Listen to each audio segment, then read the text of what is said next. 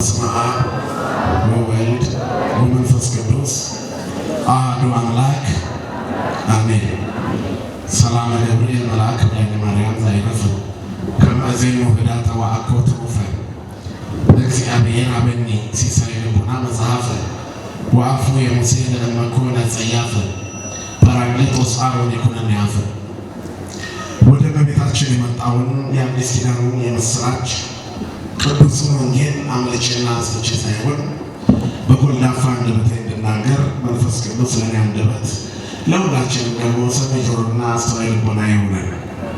ክቡር አባታችን መላከ ሳይል መምህር አለማየሁ የዚህ ታላቅ ደብር አስተዳዳሪ፣ ክቡራን መምህራነ ወንጌል ሰባኪያን፣ ለዚህ ጉባኤ መሳካት ደፋ ቀና የምትሉ ወንድሞቻችን ምዕመናኑን በማስተባበርና በእያንዳንዱ አገልግሎት ውስጥ ለስብከተ ወንጌል መፋጠን የምትሳተፉና የምታገለግሉ አገልጋዮች፣ የቤተክርስቲያንን የበረከት እጆች መዘርጋትና የትድግና ድምፅ ለመስማት እዚህ የተገኛችሁ ምዕመናን፣ አባቶች፣ እናቶች፣ ወንድሞች፣ ሕፃናት እስከ ሞት ድረስ ወደደን በመድኃኒተ ዓለም በኢየሱስ ክርስቶስ ፍጹም ሰላም እንደምን ዋላችሁ?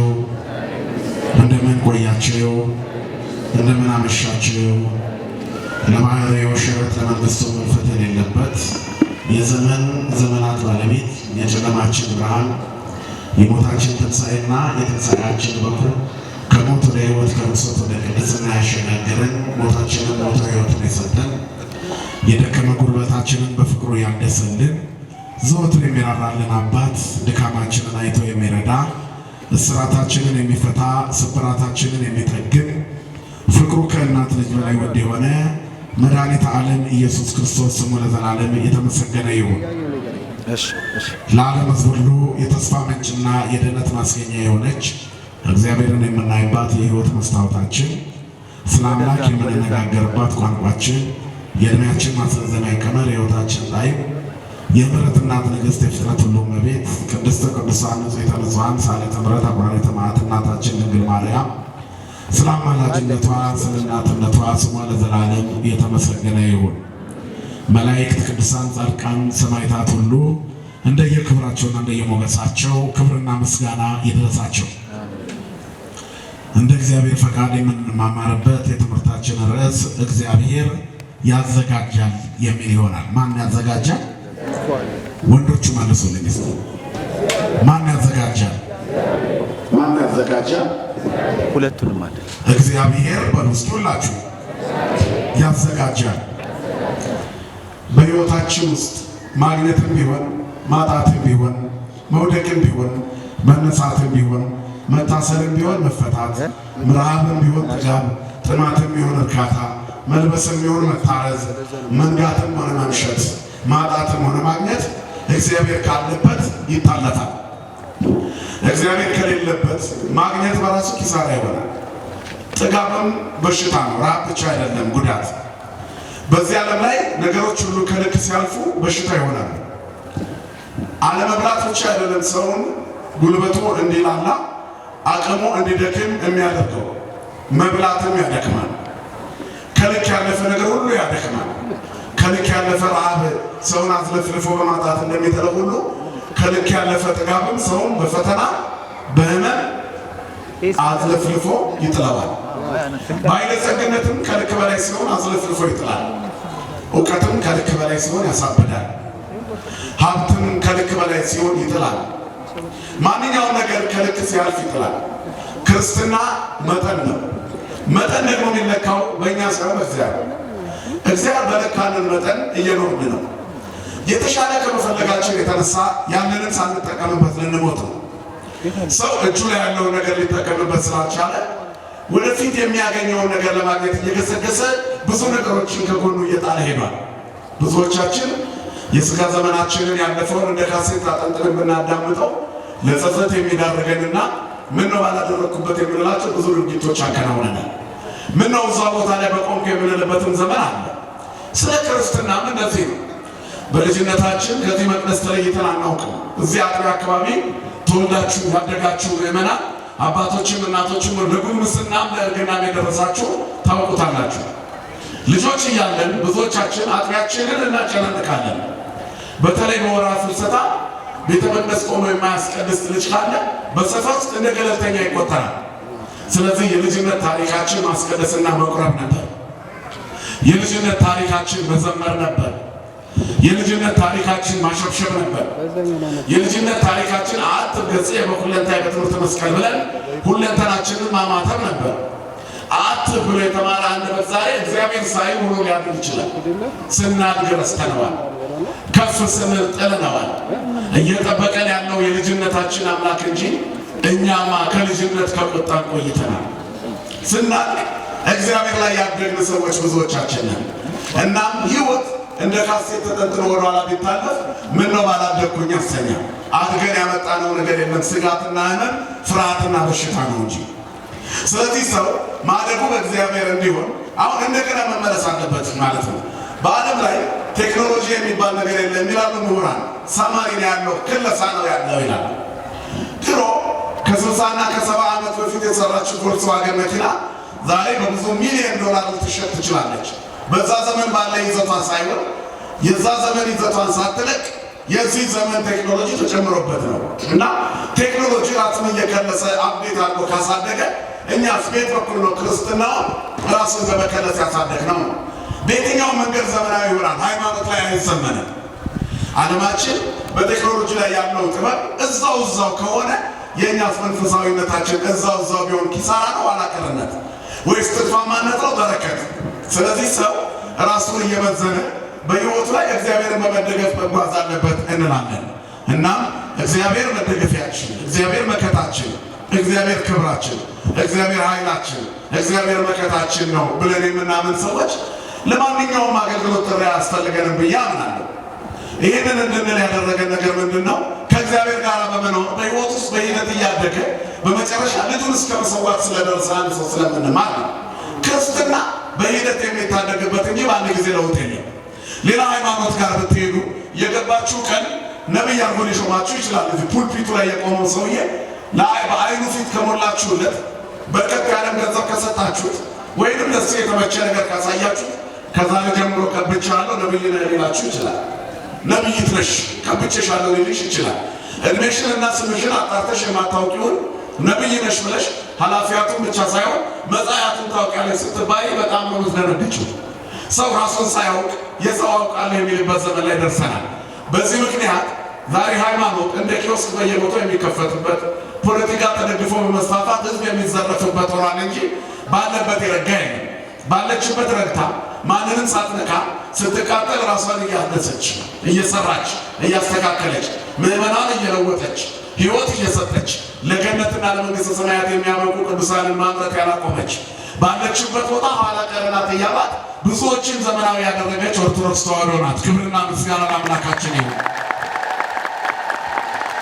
የዚች ሃይማኖት ተከታዮች ከሆንን የድሮ ይሻለናል ማለት ነው። የድሮ ሰው ያደረገን እግዚአብሔር ይሻለናል። አሁን እግዚአብሔር ተንቋል፣ ተክዷል። ማደሪያው ተንቋል። ሰዎች ማደሪያው ላይ እሳት አንስተው ሲወረውሩ ፍርሃት አቁመዋል። መስቀል አይቶ የሚደነግጥ ጠፍቷል። የመስቀል ጠላት በዝቷል። በየቦታው መንፈሳዊ እሴቶችን የማጥፋት ዘመቻ ተደርጓል። ሃይማኖት ላይ ያልተደረገ ዘመቻ የለም። እኛም እንደ ሰው ተዘምቶብናል። ዘመናዊ ነገር ብቻ ነው የምንናፍቀው። አጀንዳ ዳይቨርት በማድረግ በእኛ ላይ በፍጥነት የሚሮጥ ሰው በዝቷል። ስለዚህ በየቀኑ ስለ ስሙ እንሞታለን፣ ትምህርት ግን አናገኝበትም። ከአጠገባችን የሚሄዱ ሰዎች ካላስተማሩ ከማን እንማር ነው? ስለዚህ ክርስቲያኖች ሰው የሰው ሰብዕናው ትልቅነቱ ምሉዕነቱ ከእግዚአብሔር ጋር ያለው ተዛምዶ ነው። ከእግዚአብሔር ጋር ያለው ትስስር ነው። ከቃሉ ጋር ያለው መቀራረብ ነው እና በዚህ ዓለም ላይ ስንኖር እግዚአብሔርን ደስ በሚያሰኝ ፍኖት ላይ ለመቆም ሰዎች እግዚአብሔር ከኔ ጋር ነው ወይ፣ እኔስ በእግዚአብሔር ቃል ነው ወይ ያለሁት ብለው ራሳቸውን መመዘን ያስፈልጋቸዋል። አምላካችን እግዚአብሔር ይህንን እንድናደርግ ሁላችንንም ይርዳን። ወገኖች ሕይወት በሂደት ይለወጣል ብያቸዋለሁ። በአንድ ቀን አትለወጥም። ሃይማኖት በየጥቂቱ ማደግ ነው። ስለ መድኃኔዓለም እንኳን ሲነገር ልህቀ በበህቅ ልህቀ ነው የሚለው። አንሶሶ ገሃደ ወአስተርአየ ከመሰብ በበህቅ ልህቀ በ30 ክረምት በዮርዳኖስ ተጠመቀ። 30 ዓመት መጠበቅ ነበረበት በዮርዳኖስ ለመጠመቅ። በግብፅ መመላለስ ነበረበት። እንደ ሰው መታየት ነበረበት። ግን አምላክ ነው። ምንድን ነው? ክርስቶስ ምንድን ነው? ኧረ ድምፅ ካላሰማችሁ ይማቆማል። ክርስቶስ ምንድን ነው? አምላክ ነው። ፍቱ ታፋችሁ ማስኩ እንዴት ነው? አዶሞ ላይ ለቀቀባችሁ እንዴ? ጥሩ ነው። ክፉ ከመናገርም እንዲሰብሰብ ያደርጋል። መቼም በዚህ ዘመን የእግዚአብሔርን ቃል ለመናገር አፋችን ይተሳሰራል። ሰው ለመዝገብ ግን እንደ ዶላር ነው የምትዘረዝረው መቼም እና በጨመረ መጠን ምላስ ለክፋት በጨመረ መጠን ለበጎ ነገር ይሰበሰባልና የእግዚአብሔርን ስም መጥራት የሚከለክለው በውስጣችን ያለው ርኩስ መንፈስ ነው። ኢየሱስ ምንድን ነው? ንገሩኝ እስኪ። ኢየሱስ ምንድን ነው? አምላክ ነው። ክብርና ምስጋና ለስሙ ይሁን። ኢየሱስ ክርስቶስ አምላክ ነው ብሎ መናገር ሰይጣንን ያሳፍራል። ሰይጣን እንዳያፍር ከፈለጋችሁ አትናገሩ። አብራችሁት የምትኖሩ ከሆነ አይለካችሁም ነው። ከተናገራችሁ ግን ትሰብሩታላችሁ። ኦሆ በልዎ ለእግዚአብሔር ወእንበ በልዎ ለሰይጣን ቅረቡ በእግዚአብሔር ወይቀርበክሙ ያዕቆብ 4:7 ላይ እሺ በሉት እግዚአብሔርን ሰይጣንን ደግሞ እምቢ በሉት ይላል። እግዚአብሔርን እሺ የምንልበት መንገድ ለስሙ ክብርን መስጠት ነው። ስለዚህ እግዚአብሔር ውስጣችን ይግባ። ግድ የላችሁ። ስድብ ይውጣ ከኛ ውስጥ፣ ርኩሰት ይውጣ፣ ተንኮል ይራቅ። የእግዚአብሔር ስም ከነገሰብን ስመ ዚአከ ይስማ ሞት ወይደንግዙ ወቀላያት ይሰጠቃ ወቀይሲ ይትቀየድ ይላል። ስምህን ሰምቶ ሞት ይደንግጥ፣ አለማመን ይራቅ፣ ቀላያት ይሰንጠቁ፣ ከይሲም ጸጥ ይበል ይሸነፍ ይላል። ሰይጣንን የሚያሸንፈው የእግዚአብሔር ስም ነው። ሰይጣንን የሚያሸንፈው ትክክለኛ ማኅተም ነው። ሰይጣንን የሚያሸንፈው መንፈሳዊ ተፈጥሮ ነው። ክርስቲያን መንፈሳውያን ካልሆኑ ክርስቲያኖች አይደሉም። አንድ ሰው ሰው ነው የሚባለው ሰውነትን የሚያሟላ ሰብዕና ሲኖረው ነው። የሰውነት መለኪያው ደግሞ በእግዚአብሔር መስመር ላይ መሄድ ነው። ስለዚህ ሰው በእግዚአብሔር መስመር ላይ ከቆመ ያድጋል። በየጊዜው በየጥቂቱ መድኃኒዓለም በየጥቂቱ አደገ። በበህቅ ልህቀ በየጥቂቱ አደገ። መፍጠንም ልክ የለውም፣ አይገባም። መዘግየትም አይገባም። በልክ ነው ማደግ።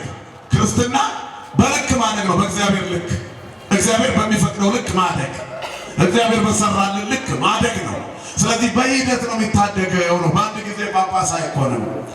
በአንድ ጊዜም ቅዱስ አይኮንም። በአንድ ጊዜም ነቢይ አይኮንም። ሌላ ቦታ ላይ ግን በአንዴ ነቢይ፣ በአንዴ ቅዱስ፣ በአንዴ የእግዚአብሔር ጓደኛ መሆን ይቻል ይሆናል። ይህ በቃላት ነው። በተግባር ስናየው ግን ሕይወት በሂደት ነው ለውጥ የሚያመጣው። ስለዚህ ይህንን እንድል ያደረገኝ አባታችን አብርሃም ነው። አብርሃምን በኡር ከላውዴዎን በሁለት ወንዞች መካከል ሳለ አብርሃም አብርሃም አብርሃም ጻን ቤረከ ወተፈለጥ ማዝማዲከ አብርሃም አብርሃም አብርሃም ከዘመዶች ተለይ ከሀገር ውጣ አለው ይላል እግዚአብሔር አባታችን አብርሃምን። አብርሃምም ያደገበትን ቀዬ አፈር ፈጭቶ ውሃ ተራጭቶ ያደገበትን ቀዬ ትቶ ወጣ። መተው ነው ክርስትና። ተንኮልን መተው፣ ክፋትን መተው፣ ኃጢአትን መተው፣ ርኩሰትን መተው ነው ክርስትና። መተው ካልተው የእግዚአብሔር መሆን አይቻልም። አብርሃም ይህንን ነገር እሺ ብሎ ለመውጣት ጣዖት መስበር ነበረበት። ወደዚህ ጉባኤ ለመምጣት መሰባብሯቸው ብዙ ጣዖቶች አሉ። ሰው በገዛ ቤቱ ባንዲራ ተሰቅሎ ጥሪ ተደርጎ መስተንግዶ ተዘጋጅቶ ወንበር ተደርድሮ ስፒከር ተሰቅሎ አገልጋዮች ተጠርተው በገዛ ቤቱ እና ተብሎ የሚለመንበት ዘመን ላይ ያለ ነው። ለምንን ያጣንበት ዘመን እኮ ነበር። ረሳችሁት? አሁንም በጉልበታችን እንጂ በሽታው ከምድር ጠፍቶ አይደለም እኛ የተገኘ ነው። ቢያንስ ይሄ ጉልበት እንኳን እምነት ይሆነንና ወረርሽኙን ያጥፋው። ካለበለዚያ ግን ስሜት ብቻ መሆን የትም አያደርስም። ክርስቲያን ስሜታዊ አይደለም። ክርስቲያን የሰከነ መንፈሳዊ ማንነት ያለው ነው። ማደግ አለበት በስክነት፣ ማደግ አለበት በማስተዋል። ስንቱ ተሰብሮ ከኛ መሃል አለ። እኛ ጠንክረን እንኖር ነው። ስንቱ ተጭኖ ሄደ። እኛ ጠንክረን እንኖር ነው። እየሰማችሁ ነው? ግን እስቲ ጧፋችሁን አጥፉት መሰለኝ። ከፊት ያላችሁ ታጥፉትና ጭንቅላታችሁ ሲነቃነቅ ይታየኛል። ሀሳቤን ይሰርቀዋል። አጥፉታችሁ ብታወሩ ይሻላል። ምክንያቱም እኔ ያላችሁ እግዚአብሔር ያያችኋል። ቢያንስ ሁለት ጊዜ ከማጥፋት ይሻላል። ምክንያቱም አገልግሎትን ማወቅ የመጀመሪያ ጥፋት ነው። ቁጭ ብሎ ማውራት ደግሞ ሌላ ሁለተኛ ጥፋት ነው በእግዚአብሔር ጉባኤ ላይ። ስለዚህ አሁን እኔ ያላችሁ እግዚአብሔር ያያችሁ ከእሱ ጋር ጨርሱ ጉዳያችሁ። ከኔ ጋር ናችሁ። መድኃኒዓለም ከሁላችን ጋር ይሁን። ስለዚህ ሰው በሂደት ማደግ አለበት። መንፈሳዊ እድገት፣ መንፈሳዊነት የሚጣፍጠው ስንናገረው ሳይሆን ስንኖረው ነው። ሰው በእግዚአብሔር ፊት የሚያስደርገው ትልቅነት በተግባር የሚያደርገው ሩጫ ነው። አታታሉት እግዚአብሔር። መቼም ፌስቡካችሁን ክፈቱት፣ ሁላችሁም ሰባኪ ናችሁ። ሰው ሁሉ እንዲቆርብ እንናገራለን። የቁርባን ደጋፊዎች ነን። እኛ አልቆረብንም። የሚቀጥለው ዓመት መዓት ነው ቁጣ ነው የሚሉትን ቤቶችን ሼር የምናደርገው እኛ ነን። ከቁጣው ለማምለጥ ንስሐ የምንገባ ሰዎች የለንም። ሁሉም ሰው ዩቲዩብ ላይ ብቅ ይልና ይሄ ዓመት መዓት ነው ሁላችሁም ንስሐ ግቡ ይላል። ያ ሰው ግን ንስሐ ለመግባቱን በንግግሩ ትሰማላችሁ። የተዘጋጀ ህይወት የለንም። ሳንዘጋጅ ሌላውን ተዘጋጅ እንላለን። ሳንቆርብ ስለ ቁርባን እንጽፋለን። እግዚአብሔር ቲፎዞ እንድትሆኑት አይፈልግም። ትቶ መከተልን ነው የሚፈልገው እግዚአብሔር። የኦርቶዶክስ ደጋፊ እንድትሆኑ ቤተክርስቲያን አትፈልግም። የኦርቶዶክስ ተዋሕዶ እምነት ተከታይ እንድትሆኑ እንጂ። አሁን ደጋፊ ነው እየረበሻት ያለው ቤተክርስቲያን። ኮሽ ባለ ቁጥር እያዘነበለ ከተገኘው ጋር እየሮጠ መቅደስ ሊያፈርስ ከመጣውን ጋር አብሮ እያፈረሰ ከሚሰራውን ጋር እየሰራ በራድ ወይም ትኩስ ሆነ እንዳልሆንክ አውቃለሁ። ስለዚህ ይላል ልብ ብለህ ስለምትገኝ ከአፌ ልጠፋ ነው አለ ራዕየ ዮሐንስ። ልብ ያለ ክርስትና የማያስቀድስ የቅዳሴ ደጋፊ እግዚአብሔር ቤት በስሜት ብቻ የሚሮጥ ሰው ግድ የላችሁም ወንድሞችና እህቶች። ራሳችንን የምንፈትንበት ሰዓት አሁን ራሳችንን ካልፈተን የመጨረሻ ዕድል ላይ ያለ እመኑ። ከዚህ በኋላ እንደው ክርስቶስ ቢመጣ ብለን የምንናፍቅበት ዘመን እንጂ ድልቱን እንኖራለን ብለን የምናስብበት ዘመን አለ ብላችሁ አታስቡ። አንዱ ሲጠፋ ሌላው ይበራል፣ አንዱ ሲጠፋ ሌላው ይበራል። የመከራን ማብሪያና ማጥፊያ ሰይጣን ይዞታል። ከእጁ ላይ እንዳናስለቀቅ እኛም ከሱ በክፋት ብሰናል። ስለዚህ የተሻለ ለመገኘት ጊዜው አሁን ነው። ልቀቁና ውጡ። ጻን ብሔርከ ወተፈለጠ ማዝማኒከ። አብርሃም ከዘመዶች ተለይ። ዘመድ ካደረገው አሽሙር አሽሟጣጭነት ተለይ። ዘመድ ካደረግሽው ምቀኝነት ተለይ። ዘመድ ካደረግሽው ሐሜት ተለይ። ውጣ ከዘመዶች። ዘመድ ካደረግነው ሱሰኝነት እንውጣ። ዘመድ ካደረግነው ዘረኝነት እንውጣ። ከተዛመድነው ሰይጣን ካልተላቀቅ ዋጋ የለውም። ውጣ ከዘመዶች ተለይተሃል። ዘፍጥረት 12 ቁጥር 1 ላይ ሳንላቀቅ የተላቀቁትን እንገመግማለን እኮ ነው። ሳንወጣ ሳንድን የዳኑትን እንገመግማለን። አንድም ቀን ወደ ሥጋው ደግሞ ቀርበን አናውቅም። ቀድሶ የሚያቆርበንን ካህን በእኛ ሚዛን ኃጢአተኛ ያደርገዋል። ቢያንስ እሱ በቀን አንድ ጊዜ ታቦት ይነካል። ቅዱሱን ንዋየ ቅድሳት ሲነካ የሚያቅስበት ሰዓት አለው። እኛ ግን የለንም። አጥሩን ሳንደገፍ ድንጋይ ወርዋሪዎች ነን። ስንሳደብ ስናማንላለን። እሱ ገብቶ ቢያጠፋ እንኳን ማረኝ ማረኝ ይላል። መቼ ነው ተለውጠን ታዲያ እኛ ጥሩ ምንሆነው? ምግብ ቤት ቆመን ሳንበላ የምንመለስ ረሀብተኞች ከመሆን ይሰውረን መድኃኔዓለም። ትውልድ ሩጦ መራኛ ትውልድ ሩጥ ተያታት ልባ ክፉ ትውልድ መራ ትውልድ አለ ይላል። ልቡ የማይመለስ ትውልድ ሆነናል። አስባችሁታል? አሁን ያለንበት ሁኔታ መሀል እንቀመጥ እንጂ ዙሪያው እኮ እሳት ነው። ወደ መካከላችን እየገባ ነው። በአንዱ በኩል አንበጣው ይረብሸናል፣ በሌላ በኩል ድንጋይና ሜንጫ ይዘው ክርስቲያኑን ስም እየሰጡ ሊያርዱ የተዘጋጁ አሉ። በሌላው በአንደኛው በኩል በሽታው ኮሮናው ዙር እየፈጀው ነው። በአንደኛው በኩል ደግሞ የእርስ በርስ ጦርነቱ መከራ ውስጥ ከቶናል። እግዚአብሔር እሳቱን ያብረድልን። በዚህ ሁሉ ውስጥ ንስሐ ካልገባ ወንድሜ መቼ ልትገባ ነው? መቼም አትገባ። ከገሃነመ እሳት ጋር የመፈራረም ያክል ነው። ስለዚህ አሁን እግዚአብሔር ፊት የመቆሚያው ሰዓት አሁን ነው። ከኃጢአት የመለያው ሰዓት አሁን ነው። ከዲያብሎስ የመለያው ሰዓት አሁን ነው። እግዚአብሔር ከኛ ጋር እንዲሆን ሁሉን ነገር ትተን የምንወጣበት ሰዓት አሁን ነው። ውጣ ከሱሰኝነት። አሁንም ጫት ቤት በረንዳ ላይ አሁንም በጠዋት ብርጭቆና ጃንጎ ይዘህ የምትታይ ከሆነ መቼ ነው የምትወጣው ከዘመዶች? ተለይ፣ ውጪ፣ ተለይ ከሐሜት ውጣ ነው እግዚአብሔር አብርሃም ውጣ። አንበጣው ከሀገር እንዲወጣ አንተ ውጣ። አንበጣ ከሆነ ከወራሪነት ይወጡታል፣ ከሐሜት ወራሪነት ይወጡታል። ኮሮናው ከሀገር እንዲወጣ ወረርሽኝ ከሆነ ህይወት እንውጣኛ እንውጣ። እህቶችና ወንድሞች፣ አባቶችና እናቶች እየሰማችሁ ነው? እግዚአብሔር ይስማን። እየተኳኳልን እየተካካብን እየተሽሞነሞንን አንዱ አንዱን እያሽሞነሞነው እንደ ቅዱሳን በእልልታዎች ገነት የምንገባ መስሎን ራሳችንን ደለል ነው። ስንቱን ሸኘነው፣ ተረኞች ነን። ስለዚህ ሳንሰበሰብ ከመሄድ ይሰውረን መድኃኔዓለም። አብርሃምን ውጣ እሻል አፈር ፈጭቶ ውሃ ተራጭቶ ከኖረበት ካደገበት ቀዬ ወጣ። ልጅነታችሁ እንዲባረክ ልጆች አሁኑኑ ለእግዚአብሔር ይደው። ልጆቻችሁ ወጣትነትህ እንዲባረክ ውጣ ከዘመዶች። ዘመድ ካደረግከው እግዚአብሔር ከማይወደው ህይወት ውጣ። እሁድ ሌሊት ነጠላ ለብሰህ ብትመጣ ያሳፍራል። እግዚአብሔር ቤት መቆም ያሳፍራል። በክርስትናው ሃይማኖት መጠለል ያሳፍራል። እኛ በልጅነታችን ወደ ቤተ መቅደስ መሄድ የእንጨት መስቀል አንገታችን ላይ ሲናስር ይሳቅብን ነበር። ትልቅ ሆነናል፣ አድገናል ብያለን። ይህን እምላችሁ አሁንም ኃጢአተኞች ነን፣ ግን አሁንም ቢሆን እግዚአብሔር ቤት ውስጥ ነን። እግዚአብሔር የተመሰገነ ይሁን። ብዙ ወንድሞቻችን እዚህ ቤት ውስጥ እንዴት ልጅህን ቄስ ታደርገዋለህ ብለው ለአባቴ ሲመክሩት የነበሩ ሰዎች ልጆቻቸው ምን ላይ እንዳሉ እኔና እግዚአብሔር ያውቀዋል። እግዚአብሔር ቤት መገኘት ኋላ ቀርነት ነበረ። እነተለያይቶ ሜዶ እኛ እንኳን የእነሱ ስድብ በመፍራት በኮት ውስጥ ደብቀን ነበር ሌሊት ለቅዳሴ ምንሄድ ነጠላችንን። እያደግን ስንመጣ ቀሚስ ለብሰን በአደባባይ መሄድ ጀመረ። ምክንያቱም ለካ የያዝነው እግዚአብሔር የማያሳፍር ነው። ምግባር ቢጨመርበት ደግሞ ገነት እንገባበታለን። እግዚአብሔር ሕይወታችንን ያስተካክለው። ስለዚህ መለየት ያስፈልጋል። አሁን የማሾፊያ ዘመን አይደለም። ሰይጣን በቀላሉ ልባችንን ይሰራዋል። አንድ ፊቱን ቄስ ሆነሃል ይላል።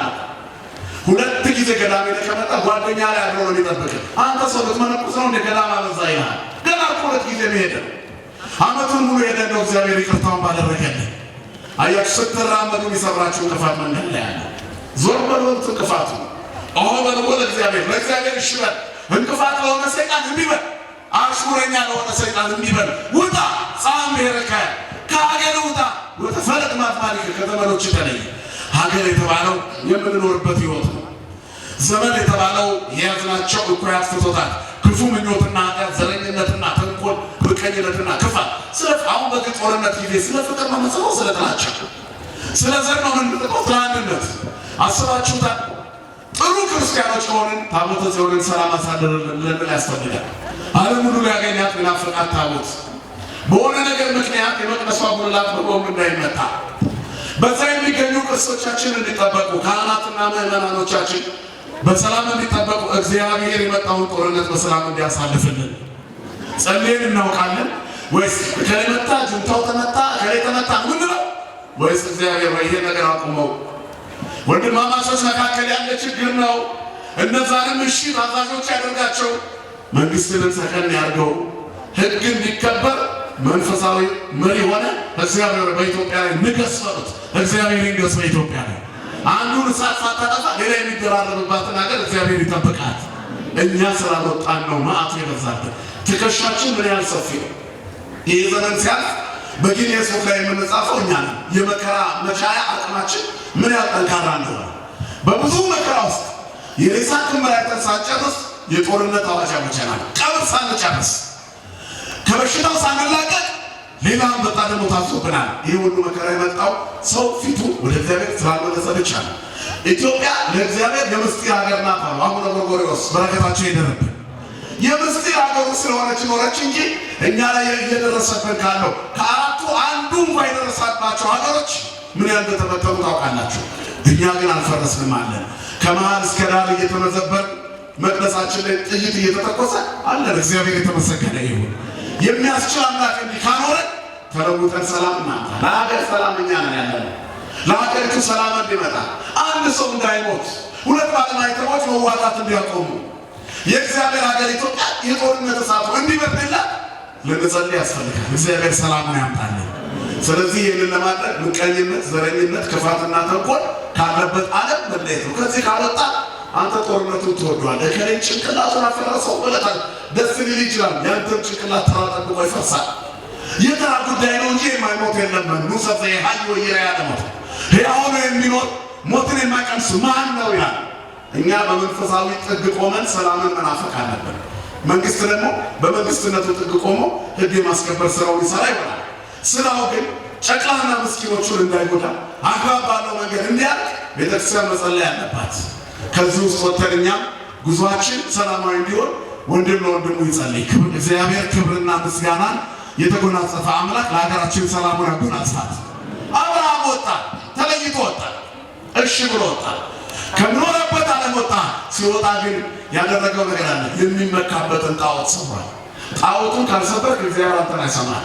30 ጥቅስ ብንደረድር እንደኛ ያለ ዘማሪ ቢኖር አንደበታችን ቢያምር ምርጥ ሰባኪዎች ብንሆን ስንቀድስ የሚያምርብን ብንሆን አሸክታባችንን ካላራገፍን እግዚአብሔር ከኛ ጋር ያወጣል። ድምፃችን ድምፅ ሆኖ ስብከታችን ጩኸት ብቻ ሆኖ ይቀራል። እንኳን ሌሎቹ እንዲያገን እኛን የማያተርፍ ይሆናል።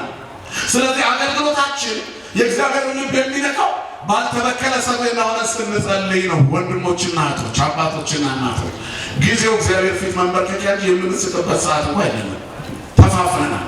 በብዙ ጭንቀት ውስጥ ነው ያለነው። የወንድም ጭንቀት ያንተ ነው። የእህትሽ ራብ ያንቺ ነው። ዛሬ በብዙ ቦታ ላይ ህፃናት የማደግ ዕድላቸው ለምኖ አስከሬናቸው ተከምረው እያየን ነው። ይህን ሁሉ ለማስወገድ ጣዖትን ስበሩት፣ እግዚአብሔር ፊት እንቁም። እግዚአብሔር ይቅር ይበለን ሁላችንን። አብርሃም ጣዖቱን ሰብሮ ወጣ። ከወጣ በኋላ እግዚአብሔር መንገዱን አቀናለት። ግን ልጅ የለውም ነበረ። አብርሃም ልጅ አጥቶ በሚኖርበት ዘመን እግዚአብሔርን አብርሃም ተማጸነ። አባቴ እግዚአብሔር ሆይ ልጅን ስጠኝ አለው። ከሚስትህ ከሳራ ልጅ እሰጥሃለሁ። ምንም ነገር በሌለበት ዘመን እኔን እሺ ብሎታልና በወጣበት ምድር ታላቅ ሕዝብ አደርግሃለሁ። ስምህ አብርሃም ነበር፣ አብርሃም ይሆናል። ሚስትህ ስሟ ሶራ ነበር፣ ሳራ ይሆናል። ስማችንን ይቀይርልን መድኃኒዓለም። ማጅራት ነሽ የነበርከውን አንተ አሁን ሐኪም ያደርጋል ፈዋሽ። ነጣቂ የነበርከውን ሰጪ ያደርጋል እግዚአብሔር። ዕውር የነበርከውን አይናማ ያደርጋል። ደንቆሮ የነበርሽውን ሰማይ እንድትሰሚ ያደርግሻል። ሰማይት የምትሰሚ ያደርግሻል። እግዚአብሔር የተዘጋ ጆሮ የሚከፍት የተቆለፈ አንደበት የሚያናግር አባት ነው። ክብርና ምስጋና ለስሙ ይሁን። ባዶነትን መሙላት የሚችል ታሪክን የሚቀይር ሕይወትን የሚያደላድል ማረፊያችን ነው እግዚአብሔር። ማረፍ በእግዚአብሔር ነው። እየከነፈች ያለች ነፍሳችን እርካታ አግኝታ የምታርፈው ማንን ስታገኝ ነው? ንገሩኝ፣ ማንን ስታገኝ ነው? እግዚአብሔር ነው። መከታ የሆነውን እግዚአብሔር፣ ኃይል የሆነውን እግዚአብሔር፣ ክብር የሆነውን እግዚአብሔር፣ ግርማ ሞገስ የሆነውን እግዚአብሔር፣ የሚያሻግረውን እግዚአብሔር፣ ድልና ነፃነት የሚያጎናጽፈውን እግዚአብሔርን ካገኘን ማን ይቃወመናል?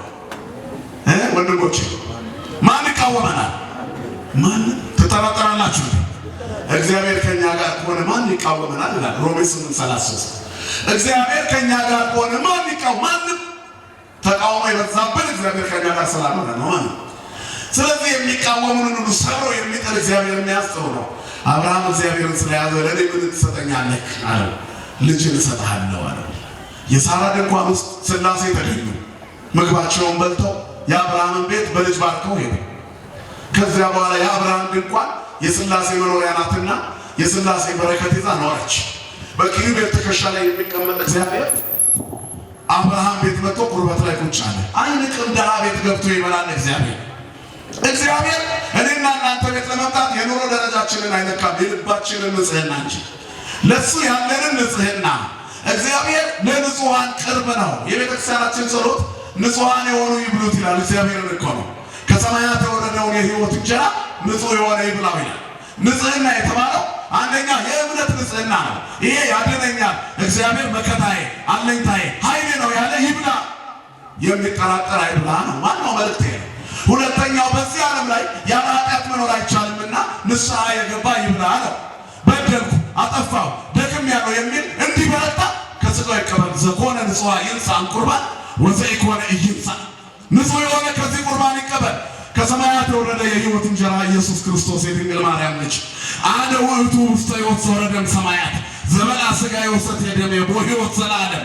ከሰማያት የወረደ የሕይወት እንጀራ ነኝ። ሥጋዬን የሚበላ ደሜን የሚጠጣ ይህንን የመከራ ዓለም ተሻግሮ በሕይወት ይኖራል አለ። ክብርና ምስጋና ለስሙ ይሁን። የሚበላኝ ይድናል አለ። ሰዎች በቀድሞ አዳም አትብላ ሲባል ካልበላው ብሎ በላ። አይ እንግዲህ ልጄ መብላት ስለሚወድ ነው የሚጣፍጥ ምግብ ልሆንለት ብሎ የሕይወት እንጀራ ሆኖ ቢመጣ ደግሞ አልበላም የሚል በዛ። ሰው ሁል ጊዜ ሲከለከል ይምስበታል፣ አድርግ ሲባል እምቢ ይላል። ይሄ ዲያብሎሳዊ ሐሳብ ነው፣ እምቢተኝነት። አሁን እኔና እናንተ ከእግዚአብሔር እቅፍ የለየን እምቢተኝነት ነው። እሺ በሉት እግዚአብሔር እመሰ ፈቀድክሙ ወሰማዕክሙኒ በረከተ ምድር ትበልዑ ነው የሚለው። እሺ ብትሉኝ ለእኔ ብትታዘዙ የምድርን በረከት ትበላላችሁ። የምድር በረከት እንኳን ልንበላው እያየነው እየተወሰደብን ነው። እምቢ ስላልነው ለእግዚአብሔር እሺ እንድንለው ልባችንን ያራራው መድኃኒዓለም የሕይወት እንጀራ ክርስቶስ ሁሉ እንዲበሉት የተዘጋጀውን መና እሺ ብለን እንብላ። ሳይቆርቡ መኖር ምን ጥቅም አለው? ያለ ሕይወት እንዴት መኖር ይቻላል? መድኃኒዓለም መንገድ እኔ ነኝ፣ ሕይወት እኔ ነኝ፣ እውነት እኔ ነኝ። ያለ መንገድ መጓዝ አይቻልም እኮ አያችሁ። አሁን ከቤታችን ተነስተን እዚህ የመጣ ነው። አካባቢው የተከፈረው ገደል ቢሆን አንመጣም። በምን አቅማችን ገደል ገብተን እንሞታለን? መንገድ ስላለ መጣን። ወደ እግዚአብሔርም ለመሄድ መንገድ አለ። አያችሁ፣ እሱ መንገዱ ራሱ እግዚአብሔር ነው። በሥጋው ተገልጦ የነገረን አነ ውእቱ ፍኖተ ጽድቅ ወሕይወት፣ እኔ መንገድና እውነት ሕይወት ነኝ አለ።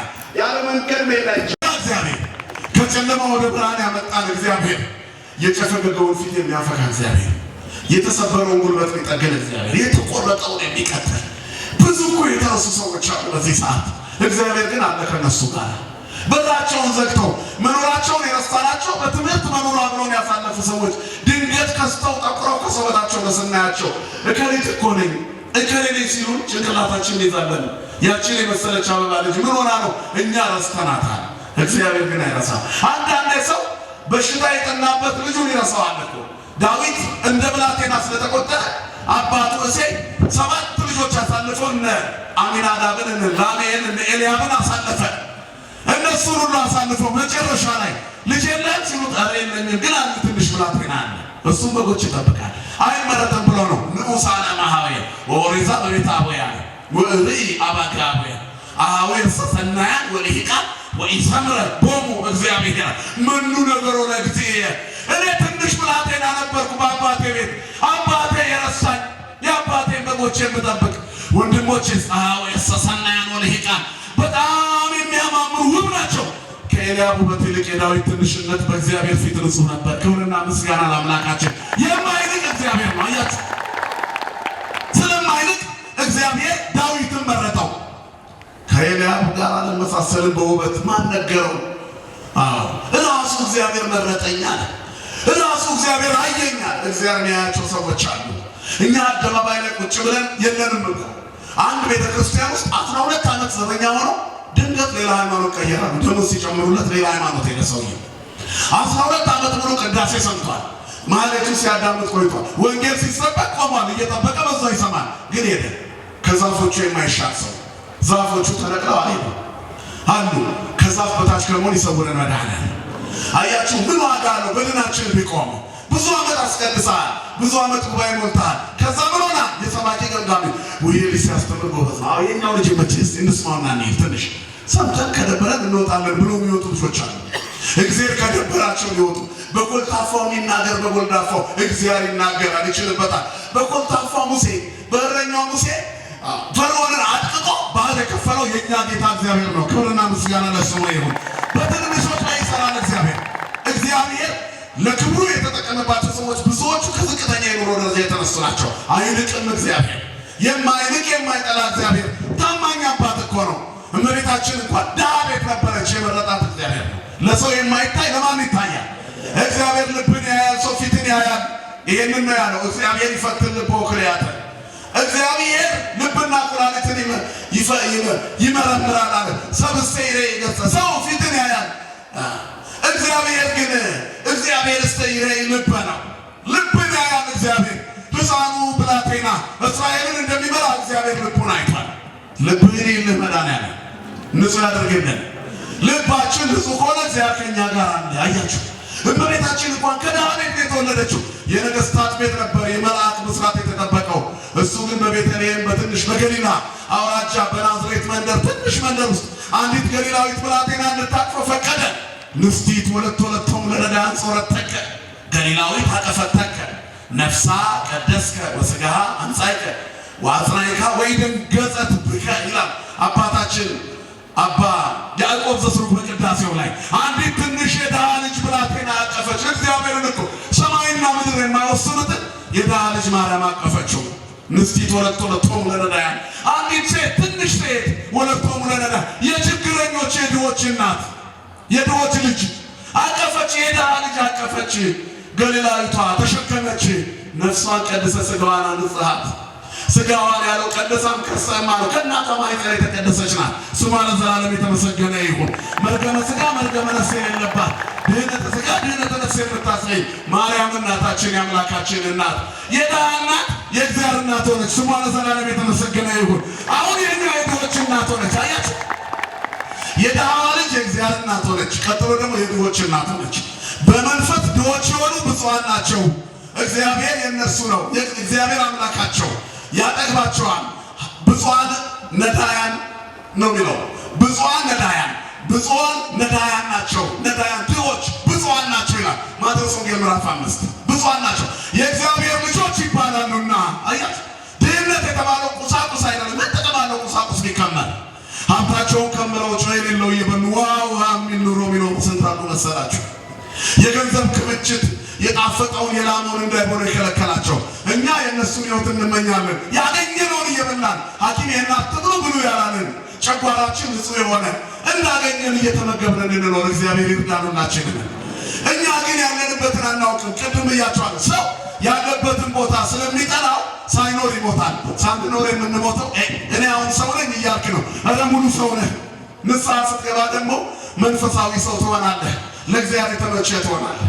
ስለዚህ እግዚአብሔር በእኛ እንጠቀም ልብን መስጠት ነው። ልብን ያህል እግዚአብሔር ያችን ትንሽ ብላቴና እናቱ አደረጋት። ዓለም የናቀው እግዚአብሔር ለክብሩ የተጠቀመባቸው ሰዎች ብዙዎቹ ዓለም የናቃቸው ናቸው። እፎ ቤተ ነዳይ አደረ ከመ ምስኪን። እንደ ምስኪን እንዴት ከድሃ ቤት አደረ? ድሃ የተባለችው ድንግል ናት።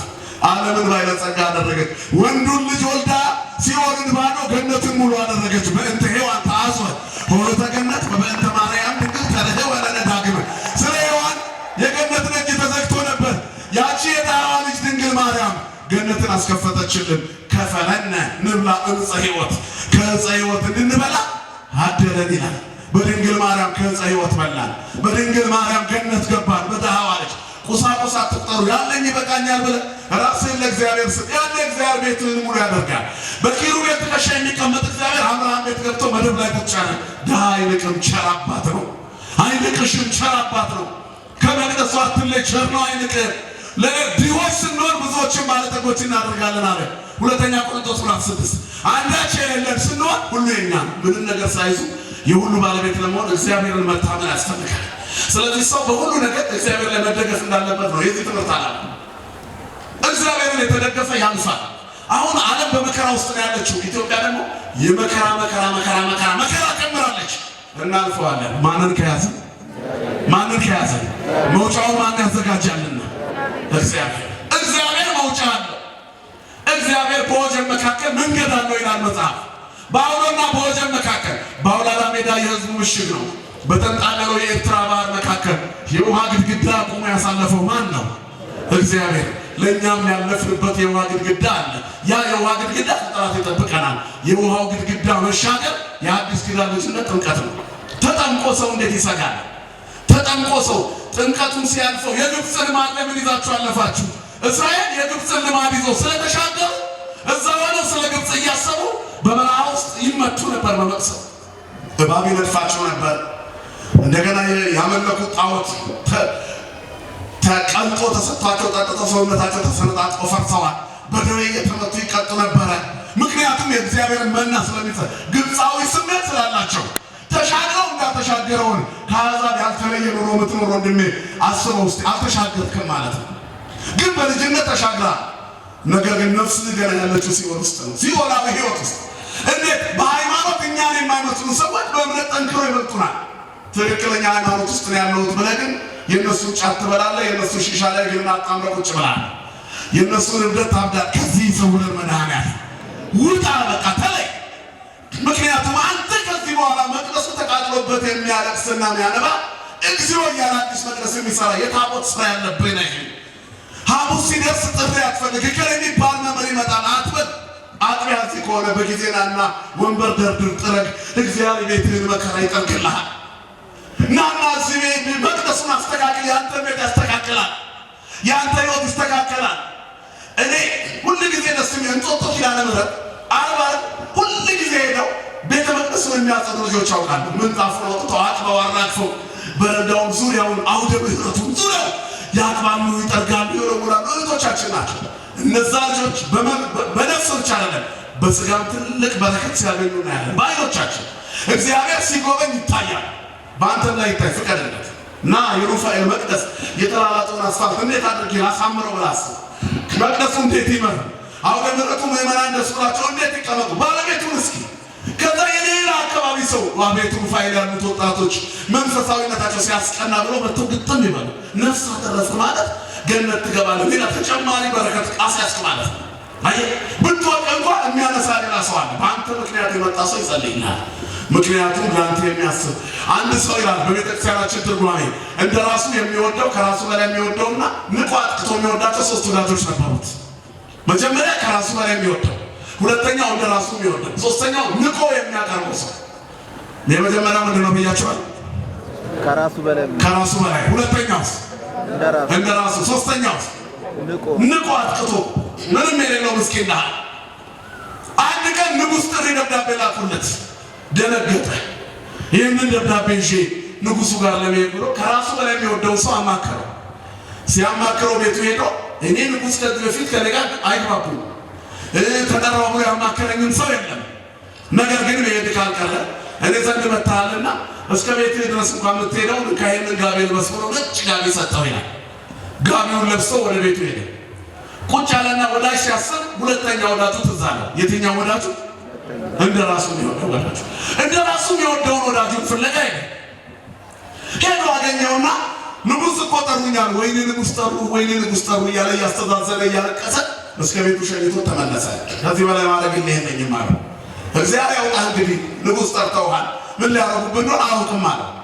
አሁን ቁጭ ብሎ አዘንና እነዚህ በጣም በልቤ ውስጥ ቦታ ያላቸው ሁለቱ ሰዎች ምንም ካልጠቀሙኝ ይሄ ንቅ ያጠቃው ሰው ምን ይጠቅመኛል ብሎ ሲያስብ ቆየና ሲፈራ ሲቸሩ ነው እዛ ሰው ጋር ሄዶ በሩን አንኳኳ። ከፈተና ያ የተናቀው ድሃ ምስኪኑ አረ ቤቴ ግባ አንተ ለምሳሌ የከበርክ መልካሙ ሰው ጥሩ ሰው ብሎ ቤቱ አስገባው። እባክህን ጨንቆኝ እኮ ነው የመጣሁት አለ። በአቀባበሉ ተገረመ። እስከዛሬም ሊያከብረው ባለመቻሉ በጣም ተጸጸተ ይላል። ከዚያ በኋላ ምን ላደርግልህ ብሎታል። ንጉሥ ጠሩኝ። ታዲያ ምን ችግር አለ? ንጉሥ እኮ ወዳጄ ናቸው። እኔ ደብዳቤ ጽፍልሃለሁ። ይዘህ የምትሄደው መልእክት አለ፣ የምስክርነት ወረቀት እንካ። ይህ ሰው ወዳጄ ነበር ንጉሥ ሆይ፣ በምድር ላይ እያለሁ እሱ በሚሰጠኝ ምጽዋት ነው የምኖረው ብሎ ደብዳቤውን ጻፈና ለንጉሡ ሰጠው። ያ ሰው ወጣና ሄደ። ጥሪው የተባለው ሞት ነው። ንጉሥ የተባለው እግዚአብሔር ነው። ከራሱ ላይ የሚወደደው ገንዘብ ነው። እንደ ራሱ የሚወደደው ቤተሰብ ነው። ንቆ ተጠቅጦ የሚታየው ስብርባሪ ሳንቲም የምትወረውሩለት ድህነቱን እየናቃችሁ የምትኖሩት ድሃ ምስኪኑ ሰው ነው። ምጽዋት ነው። ያ የናቃችሁት ምጽዋት ነው። አያችሁ። ከዚያ በኋላ ሰውየው ተጠራ። ከራሱ በላይ የሚወደው ገንዘብ ምን ሰጠው? ምን ሰጠው ብያችኋል? ጋቢ ሰጠው። ይህ ሁሉ በምድር ላይ የምናከማቸው ሀብት የመጨረሻ ጥቅሙ ከፈን ነው። ተጠቅልለህ ሳጥን ትገባበታለህ። ገንዘብ ትራንስፈር አታደርግም ወደ መንግሥተ ሰማያት። ከዳሽን ባንክ ወደ ንግድ ባንክ ትችላለህ። ከምድር ወደ መንግሥተ ሰማያት የለም። አያችሁ። ስለዚህ ጋቢ ብቻ ነው፣ አለቀ። የገንዘብ የመጨረሻ ጥቅሙ ሲሞት ያልቅ።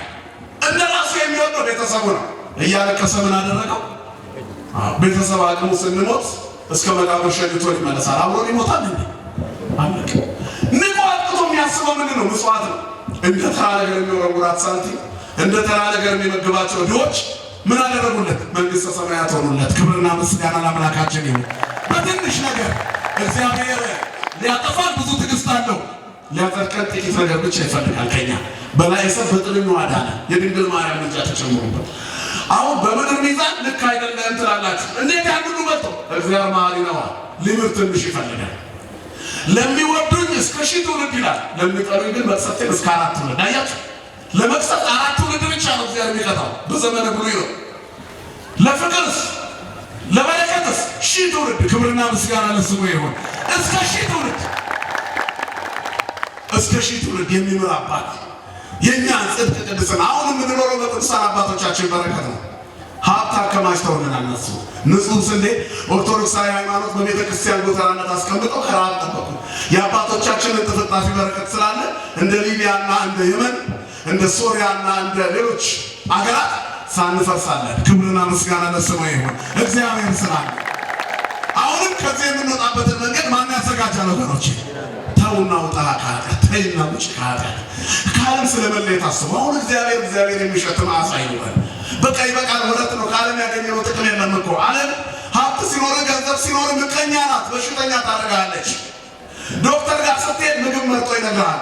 የላመ የጣመ ሳትበላ ትሞታለህ። በቃ ሁለተኛ አትብላ፣ ይህንን አትብላ፣ ስንዴ አትብላ፣ ባቄላ አትብላ፣ አሳ አትብላ፣ ዶሮ አትብላ፣ ይህን አትብላ አታርግ የሚል ይበዛል ዓለም ላይ።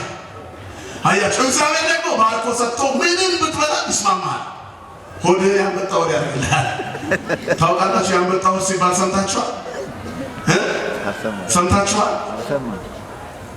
ያንበጣ ሆድ ይስጥህ፣ የሴት ብልሃት ይስጥህ፣ የጉንዳን ጉልበት ይስጥህ ብለው መርቀውት ሞቱ ይባላል። አንድ ወጣት ልጅ አባቱ ሽማግሌ ናቸው። ይህ ረግሙን ሶስቱም እንደው ጠቅላላ እንስሳት እንደዚህ ጉቡ ማይባል ናቸው። እንዴ ምን ይሄ እርግማን ነው እንጂ ምርቃት አይደለም ብሎ ሲቆዘም የሆነ ባህታዊ አይቶታል ሽማግሌ እና ሁሉ ጊዜ እዛ ሲመላለስ ሲያለቅስ ያዩታል። ምን ሆነ ነው ልጄ አሉት። አረ እንደው አባቴ በጣም ስንከባከባቸው የሆነ መንፈሳዊ አባት እንዲህ ብሎኝ ያንበጣ ውስጥ የጉንዳን ጉልበት ይስጥ የሴት ብልሃት ይስጥ ብሎኝ ሞቱ። ታዲያ እኮ መብረቁ እንዴት አለ ና ላሳይህ ብለውታል። አንበጣ ጋር ወሰዱት። መቼም ስለ አንበጣ አላብራራላችሁ ማለት ሆዱን ቆርጦት ያውቃል? የእኛኑ ያቆርጠዋል እንጂ ጥርግ ነው። የበላው ሁሉ ይስማማህ ማለት ነው። አንበጣ አረንጓዴ ነገር ላይ ወርዶ እንጨት አርጎት ይነሳል፣ ባዶ አርጎት ይነሳል። ምንም በላ ምንም ይስማማዋል። ከህመም ከበሽታ ከደዌ ይጠብቅ ጤናህን ይስጥ የሚል ምርቃት ነው አሉት። የጉንዳን ጉልበት ይስጥ። ጉንዳኖች አንድ ጉንዳን መሀላቸው እንኳን ቢወድቅ ጥለውት አይሄዱም። ምን ያደርጋሉ? አባይን ይሻገራል ይላሉ አባቶቻችን። ጉንዳን ተቀጣጥሎ ጉልበት አለው። እቃቸውን በመሰብሰብ ታታሪና ሰራተኞች ናቸው።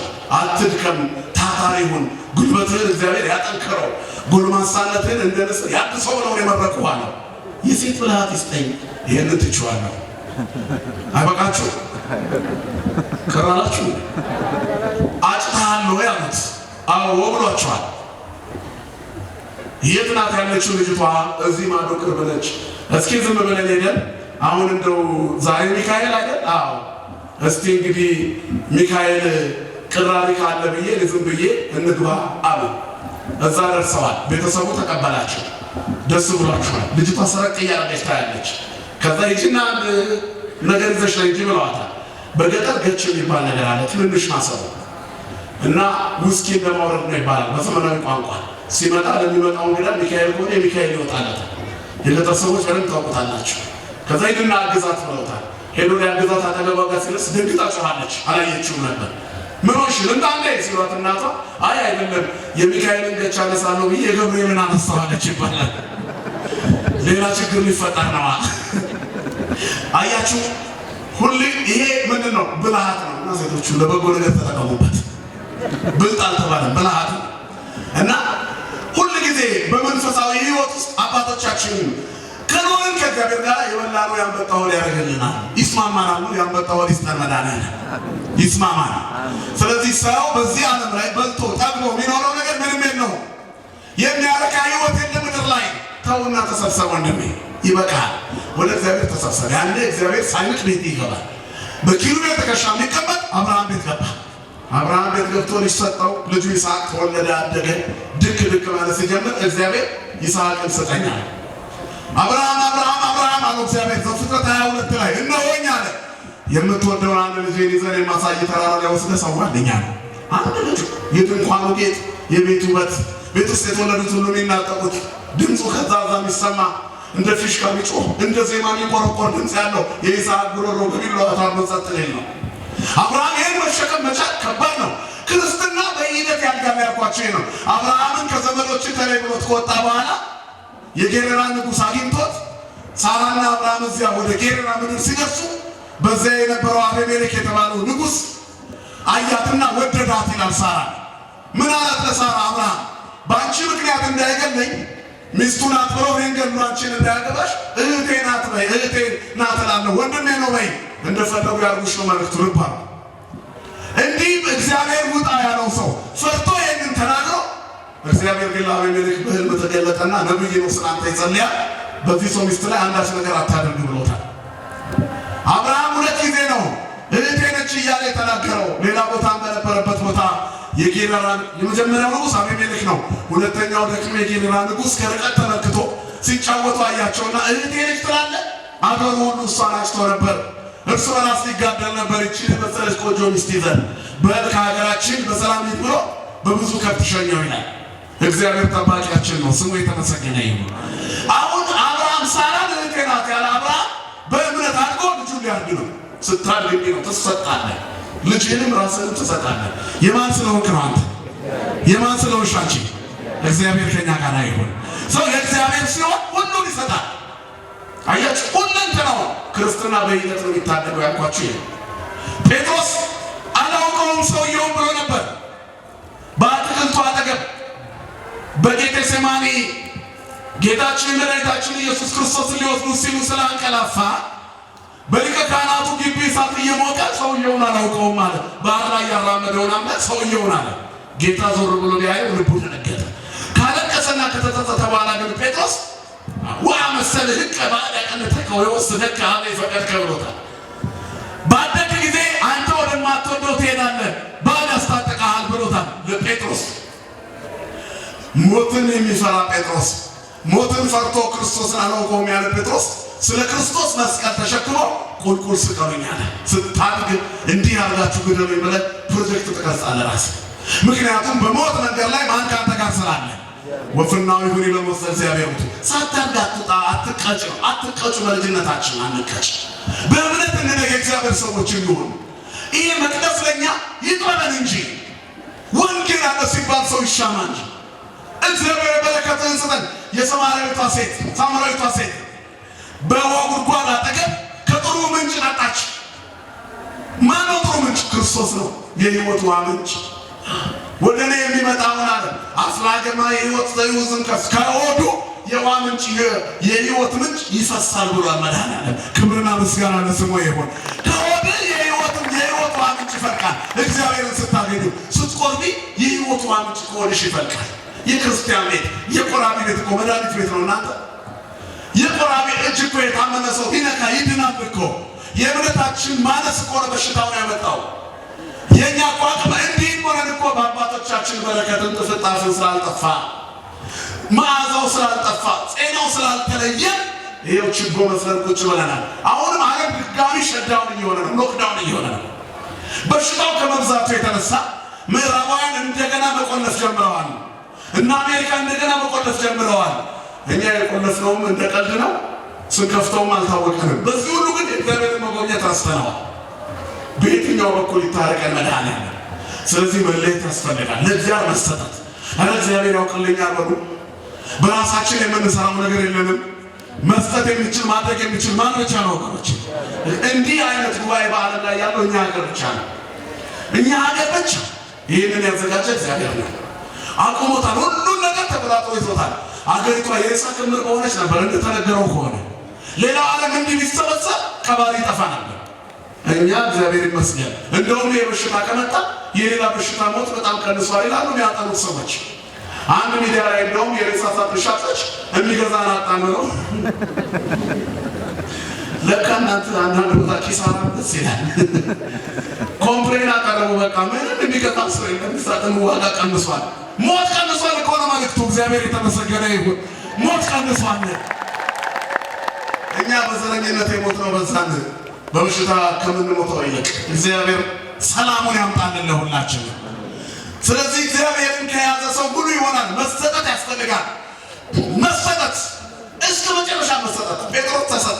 አብርሃም እንዲህ ነው የተሰጠው። ልጁን ይዞ ወጣ። ልጁን ሊያርድ ይዞ ወጣ። ልጅ ሰጥሻለሁ ያለን እግዚአብሔር ምን ነው ዝም አለ? ለምን አታለለኝ ትል ይሆናል። ሎቱ ስብሐት ክብር ለስሙ ይሁን። እኛ አምላክ የሚያታልል አይደለም። እሱ እንደወደደ ያደርጋል። ስለዚህ ሰው ጓደኛ ነው።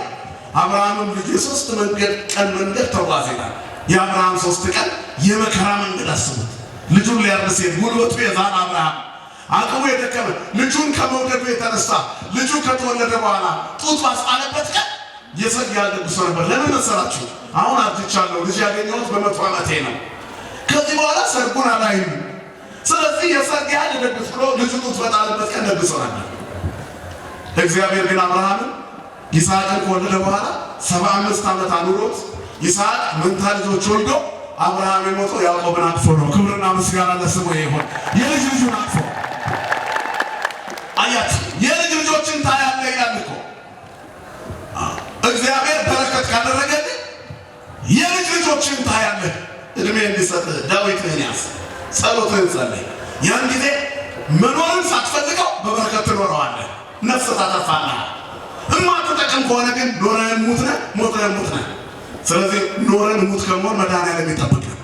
አብርሃም እያዘነ ወጣ። ተራራው ጫፍ ላይ ሲደርስ በተራራው ግርጌ የመጡትን ብላቴናዎች ምን አላቸው? ሎሌዎቹ በሉ አህያዎቹን ይዛችሁ ጠብቁ፣ እኔና ልጄ መስዋዕት ሰውተን እንመጣለን ብሎ እሳቱን ለኩሶ ያዘና ቢላዋውን በጎኑ ሽጦ አስሮ ወገቡን ልጁን እንጨት አሸክሞ ውጣ ተራራውን እንውጣ። ሽማግሌው አብርሃም እየተመረኮዘ ሲወጣ አይኑን ከልጁ ፊት ያሸሽ ነበር። የሚወደውን ልጁን ሊያርድ ነው የሚሄደው። እንዳይከለክል ስጠኝ ያለው እግዚአብሔር ነው። እንዳይሰጥ የሚወደው ነው። ግን የሚሻለው ለእግዚአብሔር እሺ ማለት ነው። እምቢ ማለት ጥቅም የለውም። እሺ ብሎ ወጣ። በእምነት አድጓላ። እዛ ተራራው ላይ ሲደርስ ከመድረሱ በፊት ልጁ አባዬ ያለው እነሆ እንጨቱን ተሸክሜያለሁ፣ አንተ ደግሞ እሳቱን ይዘሃል፣ እንደገና ቢላዋውን ይዘሃል፣ በጎን ውስጥ ሸጉጠኸዋል። ታዲያ የመስዋዕቱ በጌታ አለ? በጉ በግ ጠየቀ። አባዬ የሚታለለው በጌት ልጄ አንተ ለምትታለለው ይበለው፣ አንተ ልረድልኝ ብሎ ነው እግዚአብሔር ይበለው። የመስዋዕቱን በግ ማን ያዘጋጃል አለ? ነገሩን ጮክ ብላችሁ ማን ያዘጋጃል? እግዚአብሔር ያዘጋጅላት ለኢትዮጵያ። ከኮሮናው የምትወጣበትን መንገድ እግዚአብሔር ያዘጋጅላት። ከእሳቱ ቃጠሎ ከሰይፉ ከድንጋዩ የምትወጣበትን መንገድ እግዚአብሔር ያዘጋጅላት። አንበጣውን የምትሻገርበትን መንገድ እግዚአብሔር ያዘጋጅላት። መከራን የምንሻገርበትን መንገድ እግዚአብሔር ያዘጋጅልን። ጦርነቱን የምናልፍበት ዘመን መንገድ እግዚአብሔር ያዘጋጅልን። መከራ ነው፣ ነገር ግን በዓለም ያለ መከራ ነው። በዓለም ሳላችሁ መከራ ነው። ለሰው ሁሉ ከሚሆነው በቀር ገና ምንም ፈተና አልደረሰባችሁ። ነገር ግን ከሚቻላችሁ መጠን ይልቅ ትፈተኑ ዘንድ እንድትችሉ እግዚአብሔር ትፈተኑ ዘንድ የማይወድ እግዚአብሔር የታመነ ነው ይላል። ከመከራው ጋር ደግሞ ትታገሱም ዘንድ እንድትችሉ ከመከራው ጋር መውጫውን ያዘጋጅላችኋል። ለሰው ሁሉ ከሚሆነው በቀር ገና ፈተና አልደረሰባችሁ። ሰው ላይ ከሚደርሰው በላይ ፈተና አልደረሰባችሁም። በሰው ከሚደርሰው በላይ ፈተና አልደረሰባችሁ። ገና ብዙ መከራ አልደረሰባችሁ። ከአቅማችሁ በላይ የምትፈተኑ የማይወድ እግዚአብሔር አምላካችሁ ታማኝ ነው። ያስችል አይሰጣችሁም፣ ያለ አቅማችሁ አይፈትናችሁም። ከመከራው ጋር ትታገሱም ዘንድ እንድትችሉ መውጫውን ያዘጋጅላችኋል። ክብርና ምስጋና ለስሙ ይሁን። አንደኛ ቆሮንቶስ ምዕራፍ 10 ቁጥር 13 ላይ መውጫውን እግዚአብሔር ያዘጋጅላችኋል ይላል። እግዚአብሔር ያዘጋጃል። አብርሃም ተራራው ጫፍ ላይ ወጣ። ሲደርስ ይስሐቅ ምን አለ? አባዬ የመስዋዕቱ በግ እኔ ነኝ አለ። ነገረው። ነፍስ ታውቃለች ይባላል። ውስጡ ስለነገረው እኔ ነኝ ከእግዚአብሔር ጋር እንዳትጣላ በማጀራቱ ይረዳኛል። ይስሐቅ የታዛዥነት ምሳሌ ሆነ። ይስሐቅ ልዩ ውበት ሆነ። የይስሐቅ መዓዛው ድንግል ማርያም ነበረች። በሱ ፋንታ የታረደውን በግ የያዘች ዕፀ ሳቤቅ። አብርሃም ሰይፉን ይዞ ዛውፈይ ከሚያውፈይኩ ካለ በማጀራቱ ይረዳኛል አብርሃም ይስሐቅ። አሁን ዛሬ በቤታችን ድፎ ዳቦ ሲቆረስ ምን ይደረጋል? ነገር ክርስቲያኖች ይገለበጣል አይደል? ምንድነው የምሳሌ ሲል አባት አንድ ይስሐቅ የሚባል ታዛዥ ልጅ ነበረ። ለአባቱ ሲታዘዝ የተናገረው ምሳሌ ነው። አንተም ስትታዘዝ እንዲህ አይነት አሻራ እግዚአብሔር በምድር ላይ ማስታወሻ ያስቀምጥልሃል፣ ዘላለማዊ ትሆናለህ ብሎ ልጆቻችንን ማሳደግ እንድንችል ቤተክርስቲያን ቤት ውስጥ በተጋገረው ላይ እንኳን የይስሐቅን ማስታወሻ ያስቀመጠች። ስንዱም ቤት ተዋህዶ እግዚአብሔር ይመስገን የኦርቶዶክስ ልጅ በመሆናችን። የተስፋው ልጅ ይስሐቅም ሊታረድ በረብራቡ ላይ ከተኛ በኋላ ይኸው እግዚአብሔር የሰጠኸኝን ውሰድ ሲል አብርሃም ታማኝነትን አይቻለሁ፣ ወደ ቀኝ ተመልከት አለው። መለስ ብሎ ቢያይ ነጭ በግ በዕፀ ሳቤቅ ታስሮ ነበረ። ይስሐቅን አነሳና በጉን አረደው። አሁን አብርሃምን አስቡት። ያ በግ ይስሐቅ የተባለ የይስሐቅ በግ መድኃኔዓለም ኢየሱስ ክርስቶስ ነው። በይስሐቅ ፋንታ የታረደው በግ በእኛ በአዲስ ኪዳኖቹ ይስሐቆች ፋንታ በመላው ዓለም በትውልዱ ይስሐቅ ፋንታ ኢየሱስ ክርስቶስ በቀራንዮ ላይ ታረደ። በዮርዳኖስ ማዶ ያጠምቅ የነበረው የበረሃው መናኝ ታላቁ የእግዚአብሔር ሰው ካህን ነቢይ መጥምቅ ወሐዋርያ ወሰማዕት ትልቁ ሰው መጥምቁ ዮሐንስ በማኅፀን እያለ በማርያም በኩል ድምፁን ሰምቶ የሰገደለትን መድኃኒት ክርስቶስን ካደገ በኋላ በ30 ዓመቱ አየውና ነዋ በግዑ ለእግዚአብሔር ዘያጥቶ ያሴስል ኃጢአተ ዓለም የዓለምን ኃጢአት ይቅር የሚል ይኸውና በጉ ብሎ ነገራቸው። በጉ በቀራንዮ ታረደና የዓለም ምግብ ሆነ። እስራኤላውያን ኦሪት ዘጸአት ምዕራፍ 12 ላይ ከግብፅ ሲወጡ የመጨረሻ ምልክታቸው መቃንና ጉበኑን የፋሲካውን በግ አርደው መቀባት ነበረባቸው። እየበሉ ወደ ከነዓን እንዲሄዱ እግዚአብሔር ፈቀደላቸው። መንግሥተ ሰማያት እየበላን የምንገባው የማያልቀው በግ መድኃኔዓለም ኢየሱስ ክርስቶስ ነው። የሕይወት እንጀራ መድኃኔዓለም ብሉኝና ተሻገሩ አለ። መሻገሪያችን ሀዳፌ ነፍስ ነፍሳትን የሚያሻግር ከሞት ወደ ሕይወት ከርኩሰት ወደ ቅድስና ከመርገም ወደ ምርቃት ከኃጢአት ወደ ጽድቅ የሚያሻግር የድንግል ልጅ መድኃኔዓለም እውነተኛው በግ እርሱ ነው። ክብርና ምስጋና ለስሙ ይሁን። አማናዊ በግ ለትውልዱ የታረደው በግ ይምጻ አሉ አባቶቻችን። በግ ይምጻ ንራዩ ባይት ወንጥሞ ባይዳው ከመንፈሳ ቦቱ ይደመር ስጋው ምስለ ዝንቱ ህብስት ቅዳሴ ላይ ነው። ወደሙኒ ይትካው ምስለ ዝንቱ ጽዋ በግ ይምጣ በዓይናችን እንድናየው በእጆቻችን እንድናደው እንድንቆርስ የታረደውን በግ እየቆረስን በእጃችን እያረድን እንድንሰጣለን በእጆቻችን እንድናደዋል። በዚህ ስጋ ላይ በዚህ ህብስት ላይ ስጋው አንድ ይሁን ከዚህ ህብስት ጋር በዚህ ደሙም ላይ ጽዋው ደም ሆኖ ይቀዳ ይላሉ። ያን ጊዜ የእግዚአብሔር መንፈስ ይወርዳል። ምክንያቱም ሀበነ ካሉ በኋላ ይህን የሚሉት ይወርድ መንፈስ ቅዱስ በላይ ህብስቱ ወወይኑ ሰው በይብል ካህን ጸጋ መንፈስ ቅዱስ ፈን የመንፈስ ቅዱስን ጸጋ ሰጥ ሲባል ያን ጊዜ የመንፈስ ቅዱስ ኃይል ህብስቱ ወደ ስጋ መለኮት ወይኑ ደግሞ ወደ ደመ መለኮት ይቀየራል። ከሰማያት የወረደው በግ በፀሳቤቅ በድንግል ማርያም ታስሮ ለዓለም የተሰጠ የህይወት እንጀራ ተበልቶ የማያልቅ የነፍሳችን ምግብ ለኛ የተሰጠን እውነተኛው በግ መድኃኔዓለም ነው። ክብርና ምስጋና ለስሙ ይሁን። እስራኤላውያን የበጉ ምልክት ከግብፅ የሚወጡበት ኤርትራ የሚሻገሩበት ባህር የሚከፍሉበት ናቸው። የኔና የናንተ የበጉ ምልክት የቆረብነው ቁርባን የመከራን ዘመን የምንሻገርበት ገነት መንግሥተ ሰማያት የምንወርስበት ያደርግልን። አብርሃምም በጉን ካረደ በኋላ ከሰዋ በኋላ ወረደ። ልጄ ሆይ ምን ብዬ ነበር አለው። አርጅቶ የወጣው አብርሃም ጎልምሶ ተመለሰ። ስናረጅ እግዚአብሔር ስናጣ እናረጃለን፣ ስናገኘው እንጠነክራለን፣ ስናዝን እንጃጃለን። እግዚአብሔር ፊታችንን ሲያፈካው በደስታ ሲሞላው ወጣት እንሆናለን። እንደ ንስር የሚያድስ አምላክ ነው ያለን። ክብርና ምስጋና ለስሙ ይሁን። አብርሃም ታደሰ፣ በእግዚአብሔር ልዩ ፍቅር ታደሰ። ከዚያ በኋላ ወረደ። የአዲስ ኪዳኑን በግ ምሳሌ ሆኖ ተመለከተው። በቀራንዮ ተራራ ላይ የሚታረደውን በግ ምሳሌ ነጩን በግ አየው። በግ ጻዳ ነጩን በግ አየው። ዓለምን ሁሉ ንጹህ የሚያደርገውን የዓለምን ኃጢአት የሚያስተሰርየውን በግ ዕፀ ሳቤቆን ድንግል ማርያምን አያት። ያ በግ ነው በቤተልሔም በበጎች መካከል የተወለደው። ያ በግ ነው የዓለምን ኃጢአት ይቅር ሊል በጎች መሃል በጉ ተወለደ። አንዱ ስለ ሁሉ ሞተ። እሱ ታረደና ለእኛ ሕይወት ሆነን መሰብሰባችን በሱ መበርከታችን በሱ መብዛታችን በሱ ጽድቃችን በሱ የፈጠረን እሱ እንደገና የተቤዠን እሱ ያዳነን እሱ በቅዱስ አጠራር የጠራን እሱ እሱን እሺ ካልን የመውጫውን መንገድ ያዘጋጀልናል። እሱን ይዘን እንዴት መከራ እንፈራለን? እሱን ይዘን እንዴት እቅድ እናወጣለን? የእቅዳችን አውጪ እግዚአብሔር ይሁን። የኑሯችን ፕላን የሚሰራው እግዚአብሔር ይሁን። አንተ ባሰብከው ላትውል ትችላለህ። ማን ባሰበልን እንዋል? እግዚአብሔር ያስብልን ለሁላችንም። አብርሃም ልጄ ወይ ምን አልኩ አለው ስንወጣ እግዚአብሔር ያዘጋጃል አልከኝ አለ። ለእኛም አሁን መውጫውን ማን ያዘጋጅልናል? የወደፊት ህይወታችንን ጉዳይ ማን ያዘጋጅልናል? እግዚአብሔር ያዘጋጅልን። በሰላም ህይወት በፍቅር በስምምነት ይጠብቀን። የሰማነውን በልቦናችን ያሳድርብን። ሀገራችን ሰማይን እናታችን ድንግል ማርያምን የምንናፍቅ እኛ ኦርቶዶክሳውያን ክርስቲያኖች እዚህ ተሰብስበን በሰማያዊት ኢየሩሳሌም ተሰብስበን ለመዘመር እንድንችል የአብ ጸጋ የወልድ ፍቅር የመንፈስ ቅዱስ ኅብረት የድንግል ማርያም ጸሎትና ምልጃ የቅዱሳን መላእክት ጥበቃ አይለየን። ወስብሐት ለእግዚአብሔር።